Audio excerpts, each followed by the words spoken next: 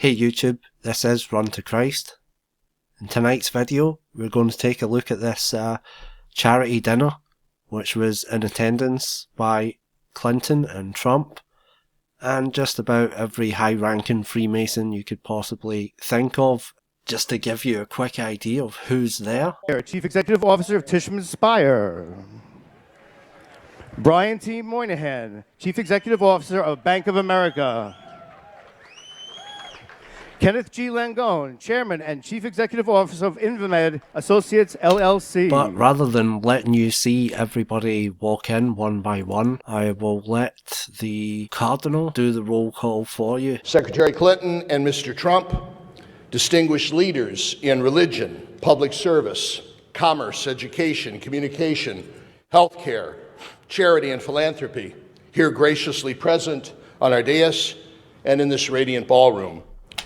So, you can imagine that everyone in attendance is a somebody. And what you're looking at here, America, this is your rulers, or at least these are the puppets that perform the business for the rulers. Now, this is basically a room full of Catholics, pretty much. Possibly most of them are Jesuits, and they all answer to Rome, that being the Pope, and as the Bible calls him, the Antichrist. Now, if you've seen my clown video, the real creepy clowns, in that video where I mentioned the Jesters are one of the highest groups within Freemasonry. In order to be a jester, you must be a Shriner first. Now, you're talking about 32nd degree Freemasons and above. Now, they're all gathered here to have what's called a roast, where they make fun of each other and they have a laugh, which is definitely the jester's philosophy. I love a good roast! With their motto being mirth is king. Mirth just means jolly, laughter, pleasure, euphoria, that kind of thing. Now, to kick things off, they have a priest do what's called an invocation. Now, I don't know if you're familiar with occult terminology, but an invocation is basically what they do at the start of any ritual. So it's interesting that they're doing that and using those types of words here at this event. Certainly, it's a pleasure to be with you on this 71st annual Al Smith dinner. I'm grateful to Cardinal Dolan for inviting me to do this invocation. Invocation, okay. Now here we have invocation, the action of invoking someone or something. An incantation used to invoke a deity or the supernatural. Now here they give a reference to the Christian church, using an invocation to form words such as in the name of the Father when introducing a prayer, but that's not really biblical, and that's more to do with the Catholic Church again. So he gives the prayer here and he starts talking about unity, which is what the Catholic Church want. They want unity so that everybody will once again be under their control. Lord, you have favored our great nation with the ability to correct our faults and strengthen our democracy. We ask your blessing upon us at this time so that our nation may come together in unity to elect a president who will be mindful of the laws inherent in our human nature. So he says there to be mindful of the laws that are inherent in our human nature. Well, according to the Bible, we have a sinful human nature, so making laws that take notice of that and adhere to that wouldn't be a good idea. But something odd here happens that I thought was worth mentioning. The camera switches to Trump, and the Cardinal standing next to him starts swaying and nudges Trump. So I just thought I'd point this out. Check it out. Life is your greatest gift to us. Teach us to respect life from its natural beginning to its natural end. Help us to reach out to the marginalized in our society. So he nudges Trump, and Trump starts nodding. Life is your greatest gift to us. Teach us to respect life from its natural beginning to its natural end. Help us And then Trump opens his eyes because he's wondering what's happened. To reach out to the marginalized in our society and assist them in. I just thought that was weird because I think the Cardinal's actually saying something to Trump, maybe bow your head or something, I don't know. So this dinner, it's a tradition to do it every time there's an election going on. So that just hints at the level of interest that the Catholic Church has in American politics. This is a Catholic event, and no doubt it is to perhaps influence the candidates in one way or another. Tonight, we continue our long tradition during presidential election years. The candidates put aside for one evening all politics, all acrimony. We come together to raise money for the worthiest of causes, the neediest children in our archdiocese. So the candidates are supposed to put aside all animosity and whatever else, rivalry, but as many people are beginning to realise that both candidates are bought and paid for, most of the presidents were Freemasons. Can the same be said for Clinton and Trump, perhaps? Well, analysing this event, we can certainly get a greater idea of that, if that's the case or not. You have to remain stoic in the face of insults. So I thought that was quite an interesting word, stoic, so I looked it up. So here it says, a person who can endure pain or hardship without showing their feelings or complaining. The second definition is quite interesting, a member of the ancient philosophical school of Stoicism. And if you go to the Bible in Acts 17, you'll see, now while Paul waited for them at Athens, his spirit was stirred in him when he saw the city wholly given to idolatry. And if you skip to verse 18, then certain philosophers of the Epicureans and of the Stoics encountered him. And some said, what will this babbler say? Others some, he seemeth to be a setter forth of strange gods, because he preached unto them Jesus and the resurrection. So I thought that was a nice choice of words there by that guy, given that it's pagan Greek philosophers that are known for that word, and they're even documented in the Bible. Little fact there for you. So what is this event all about? Think of the legacy of Governor Smith. Governor Smith is the guy who founded this charity do. He was Catholic and he actually ran for president one year. A decent man who tried to do as much good as he could. And tonight, we honor him in the best way we know. Over a meal, a bit of laughter, and doing it all for the children.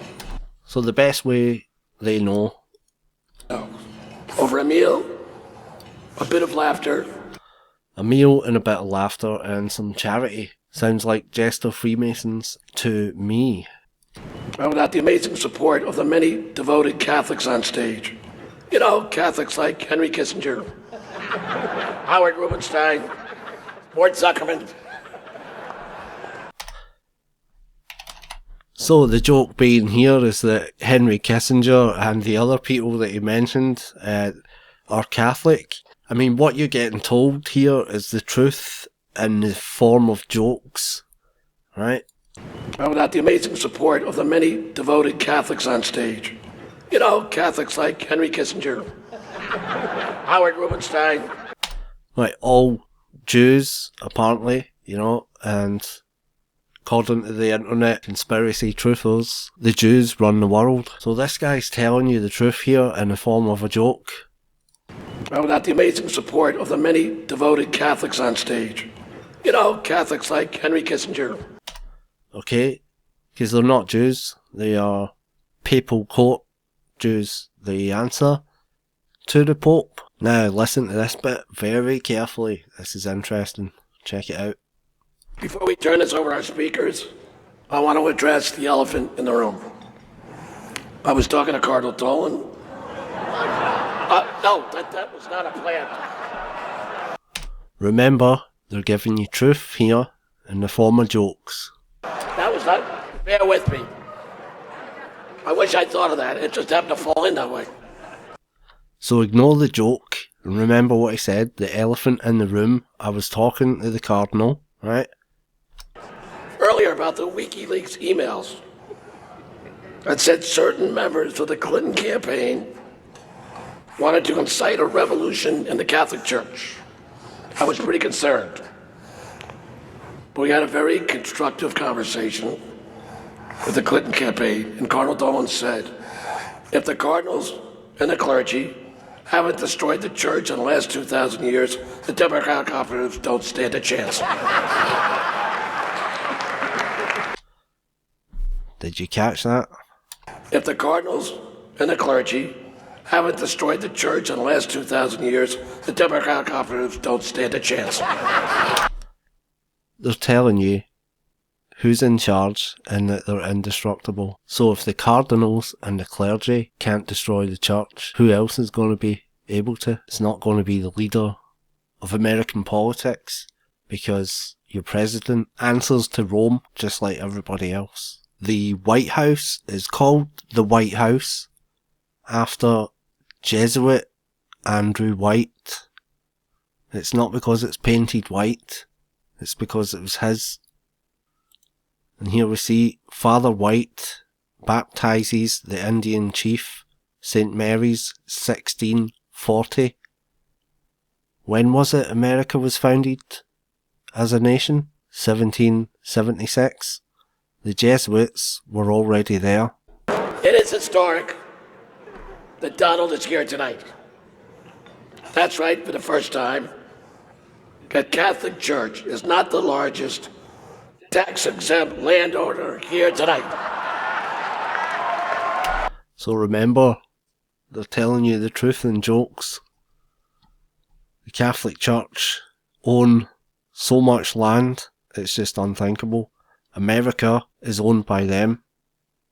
Christopher Columbus was funded by Spanish royalty, which answered to the Pope. The Bible says the Antichrist will rule over the kings of the earth. This Spanish king was one of them. Okay, so here we go. On May the 4th, 1493, Pope Alexander VI issued a papal bull, Inter Caetera, which became known as the Doctrine of Discovery. It was central to the Spanish conquest of what the conquering nations called the New World, i.e. America, supporting Spain's strategy to ensure its exclusive right to the lands discovered by Christopher Columbus. The bull stated that any land not hitherto discovered by Christians was available to be claimed and exploited by Christian rulers, i.e. the Pope and his Antichrist army, the Jesuits. It basically meant the barbarous nations could be enslaved or murdered if they refused to convert to Christianity. It also meant that Aboriginal people's long-standing rights to the land could be wiped out. Now, this doctrine of discovery is active in the USA, America's laws. In the USA, where the doctrine has been enshrined in law, it was used as the foundation for the Western expansion and to justify the efforts to eliminate Aboriginal languages, practices, and worldviews, and its effects on Native American sovereignty and treaty obligations. So when Columbus discovered, inverted commas, America, and then they killed all the Native Americans to take over the land, that was on behalf of the Pope. But it goes further back than that. It goes back to 1095 and the papal bull Terra Nullius. It's a Latin expression deriving from Roman law, meaning nobody's land, which is used in international law to describe territory which has never been subject to the sovereignty of any state. Okay? So, it's saying here that this was put in place to establish legal framework for the First Crusade, launched a few years later for the conquest of Muslim lands.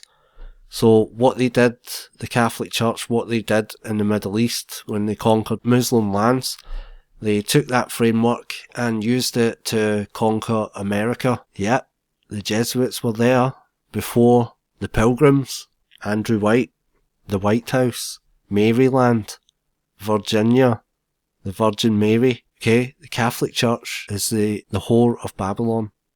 And this meme right here describes what I've just told you, sums it up perfectly. That's a nice nation you got there. Be a shame if someone discovered it. Now, what can we say about Donald Trump? Is he bought and paid for? Like Clinton? Is he part of the establishment's plan? Is he just candidate number 2? Because they're portraying this idea in the press that they're dead against Trump being in or being selected as president. And it would seem that the New World Order would hate Trump to be the next president of America. But he said a few things at this event which makes me think that he's just one of them. We can also agree on the need to stand up to anti-Catholic bias, to defend religious liberty, and to create a culture that celebrates life. America is in many ways divided.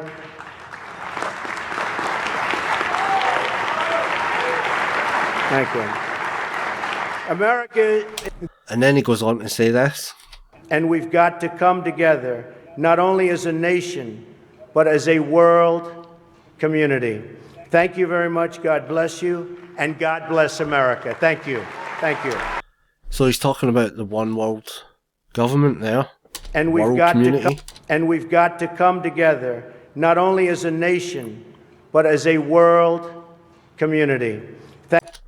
And he says the religious leaders here are to be an example for everybody else. And the great religious leaders here tonight give us all an example that we can follow.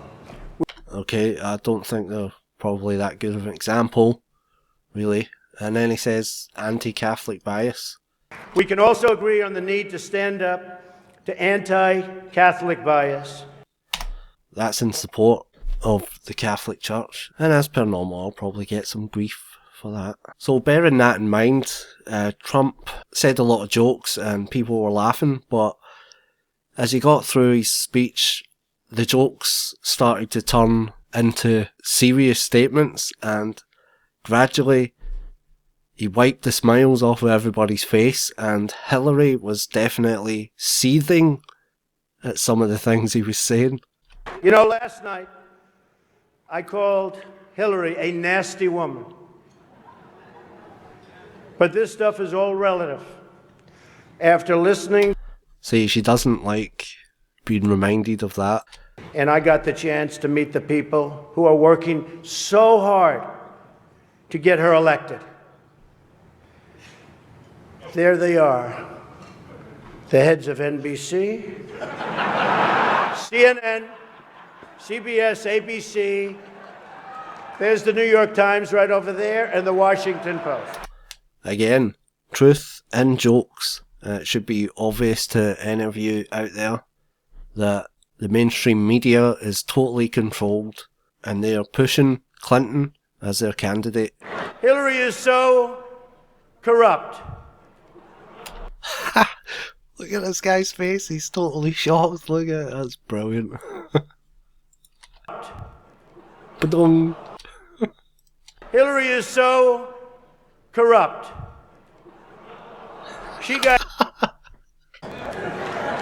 Hillary is so corrupt. What? She got kicked off the I can't believe you're saying this, Donald. How rude, how rude. Watergate Commission. How corrupt do you have to be to get kicked off the Watergate Commission? Pretty corrupt. Hillary is... Watch the face change. Watch the face change. This guy's like, I can't believe you're saying this, Donald. Pretty corrupt. Hillary is and has been in politics since the 70s. Facial expressions just dropped. Pretty corrupt. Hillary is and has been in politics since the 70s. What's her pitch? The economy is busted. The government's corrupt. Washington is failing. Vote for me. I've been working on these problems for 30 years. I can fix it, she says. I wasn't really... See, everybody in the entire room is completely uncomfortable with what Trump is doing here. He's not playing the game, and Hillary's facial expressions here are priceless. She's like, she starts breathing heavily and everything. Watch. Since the 70s. What's her pitch? The economy is busted. The government's corrupt. Washington is failing. Vote for me. We've learned so much from WikiLeaks. For example, Hillary believes that it's vital to deceive the people by having one public policy and a totally different policy in private. Yeah, now he's getting booed. Hillary believes that it's vital to deceive the people by having one public policy and a totally different policy in private. That's okay. I don't know who they're angry at, Hillary, you're right. For example, here she is tonight in public pretending not to hate Catholics.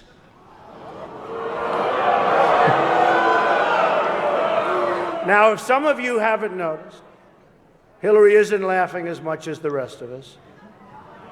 That's because she knows the jokes.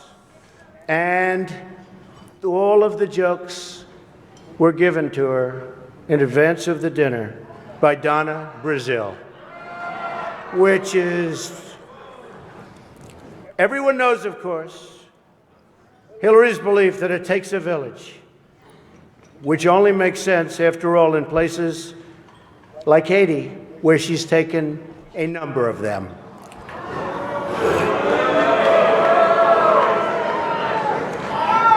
So Trump has been coming here his whole life, apparently, according to this statement here.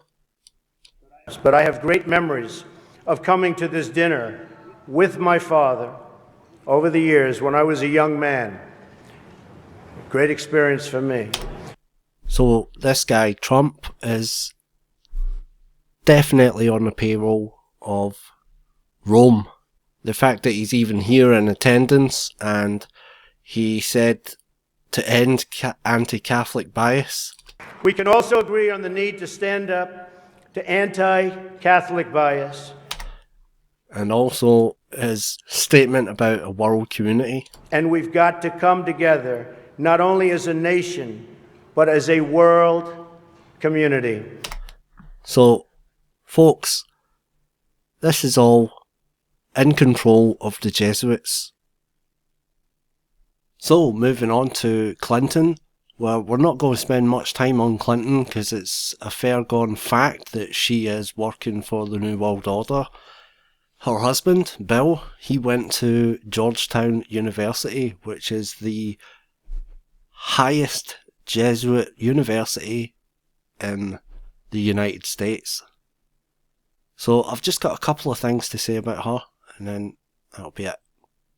I hope you enjoyed my remarks tonight. I said no to some jokes that I thought were over the line. But I suppose you can judge for yourself on WikiLeaks in the next few days. There you have it, mocking you. This lady should be in jail for the WikiLeaks. And when I think about what Al Smith went through, it's important to just reflect how groundbreaking it was. By groundbreaking, she means the first Catholic to run for president. Yeah, the first open Catholic to run for president.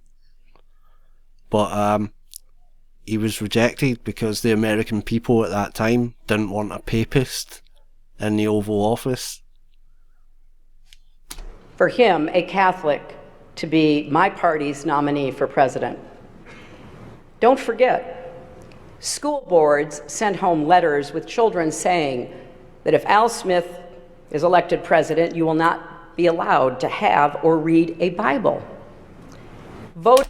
That's going on the history of the Catholic Church though, isn't it? Because for over 1,000 years, the Catholic Church did not let anybody have a Bible in their own language, and they put people to death for teaching their children the Lord's Prayer. So as you can imagine, the people who fled Europe to found the nation of America, they had all that in their memories still. Because that's history, folks. The Catholic Church will deny you the Bible. And let's have a little listen to this tidbit of information. And I saw a story recently that said people even claimed the Holland Tunnel was a secret passageway to connect Rome and America to help the Pope rule our country. Well, that may indeed be a myth about the tunnel.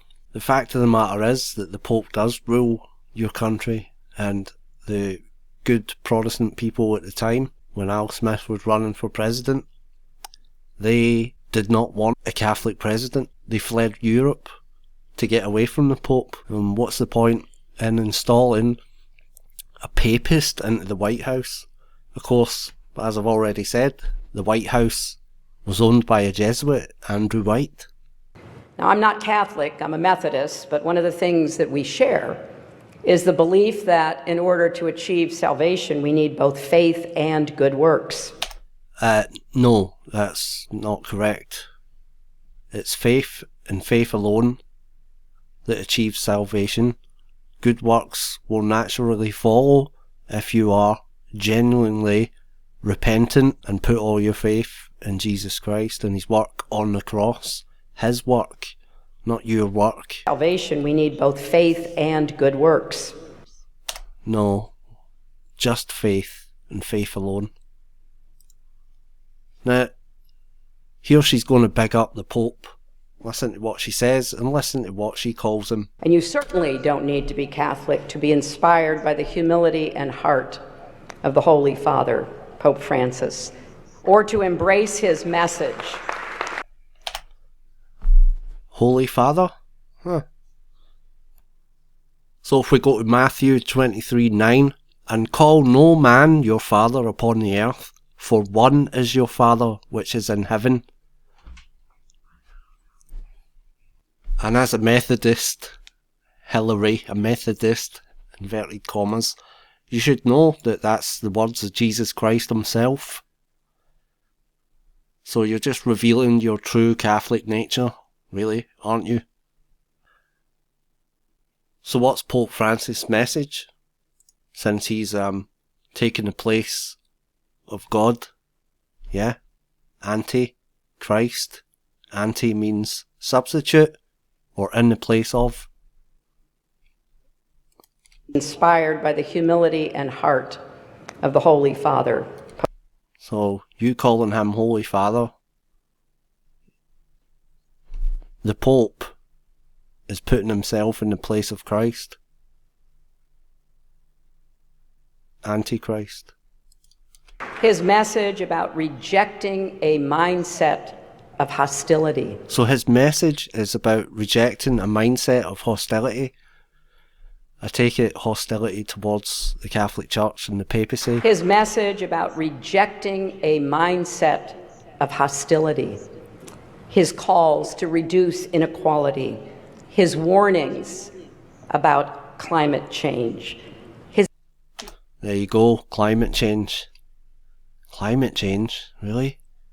You're still trying to sell that? His calls to reduce inequality. Reduce inequality, okay, so why doesn't he sell his riches? You know, I'm pretty sure the Vatican's pretty rich, isn't it? They have their own bank, their own state, their own palaces, their own land. His calls to reduce inequality. Yeah, well, sell everything you got and give it to the poor then. About climate change. Climate change, you know, yeah. But this is the best bit from Hillary. There's, without a doubt, there's no doubt after you listen to this about who she serves. And she's going to talk about her running mate, who'll be vice president if she gets in office. Now, as you may know, my running mate, Tim, is Catholic and went to Jesuit schools. And one of the things he and I have talked about is this idea from the Jesuits of the Magus, the more, the better. The Magus, The more the better. Okay. Let's just check out where magis comes from. So, magis is a Latin word that means more or better. It's related to a Latin phrase meaning for the greater glory of God. The roots of this phrase are ascribed to Saint Ignatius. Who? You mean the founder of the Jesuits? They call him a saint, and according to this, he would encourage people around him during his time by asking, "What have I done for God?" When he says that, he's really saying, "What have I done for the Pope? What can I do more for the Pope? What am I doing for the Pope?" And when I say Pope, I actually mean the Black Pope, the Jesuit General Superior. So here you have potentially your next president. Now, as you may know, my running mate, Tim, is Catholic and went to Jesuit schools. And one of the things he and I have talked about is this idea from the Jesuits of the magis, the more, the better. So your next president is got talking with a little Jesuit mate, she's probably a Jesuit as well, about a motto that the founder of the Jesuits is known for. You're going to have a Jesuit president, you're going to have a Jesuit pope. It's time to wake up, America. He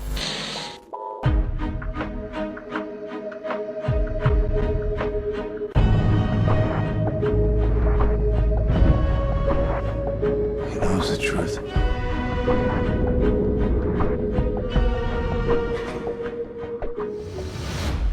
Let's wake them up then, shall we?